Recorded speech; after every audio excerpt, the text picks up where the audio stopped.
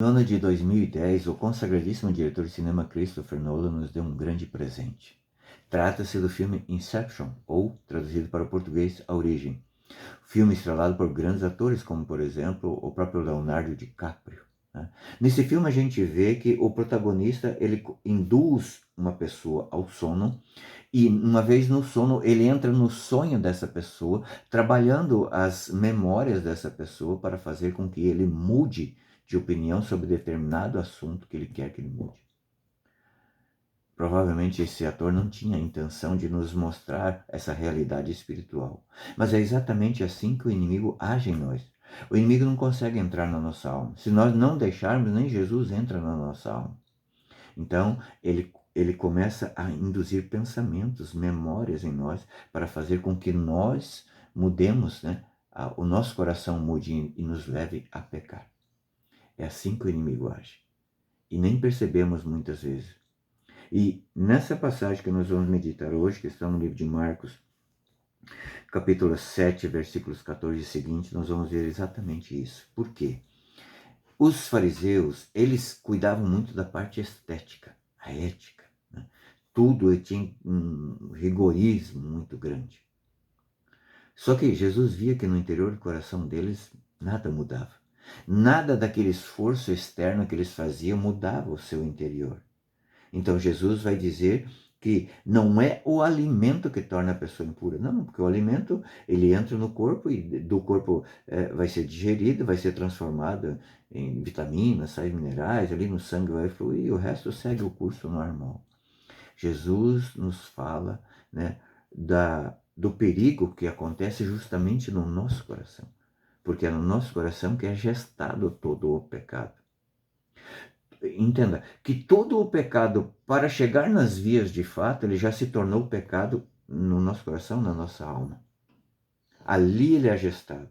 O pecado não acontece lá nas vias de fato. Sim, lá ele é potencializado. Mas o pecado acontece no nosso coração.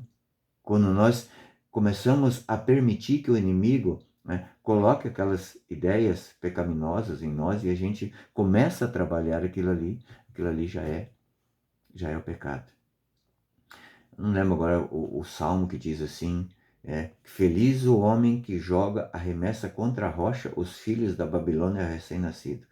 É a tentação que entra em nós, no nosso coração, tem que ser arremessado contra a rocha imediatamente. Porque ali começa a ser gestado o pecado.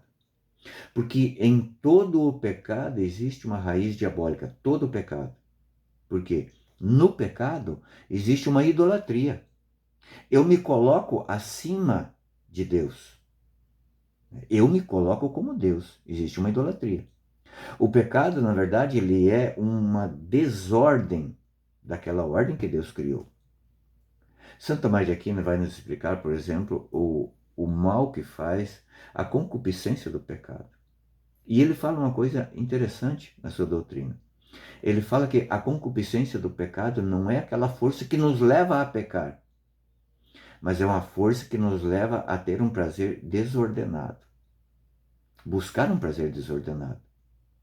Por exemplo, um ato sexual que acontece, marido e mulher, é uma coisa justa, é uma coisa santa, é uma coisa desejada por Deus. Mas fisicamente ele é igual a um ato sexual, né?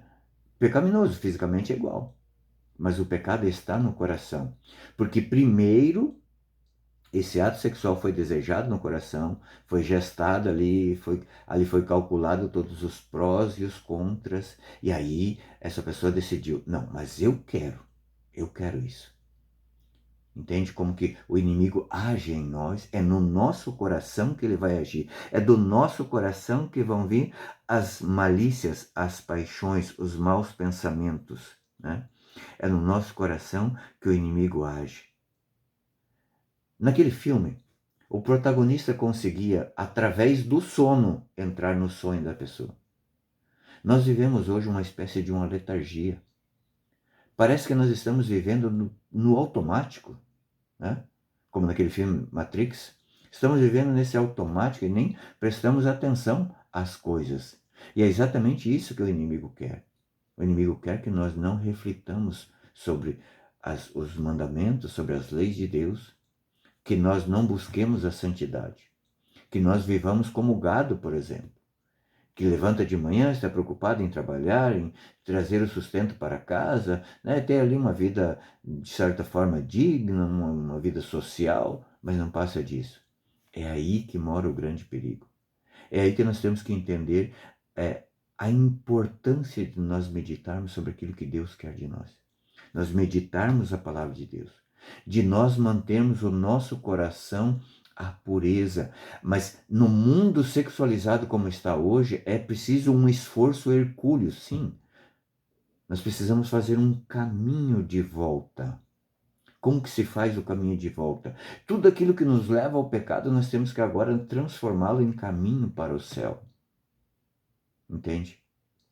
Se vier no meu coração uma cena, né, que me leva ao pecado, eu tenho que trabalhar em cima daquela cena, oferecer a Deus em oração, né, e ir revertendo todo esse processo. É preciso desconstruir tudo que o inimigo plantou no nosso coração e aí sim ir construindo passo a passo, pouco a pouco, né, para chegarmos ao céu.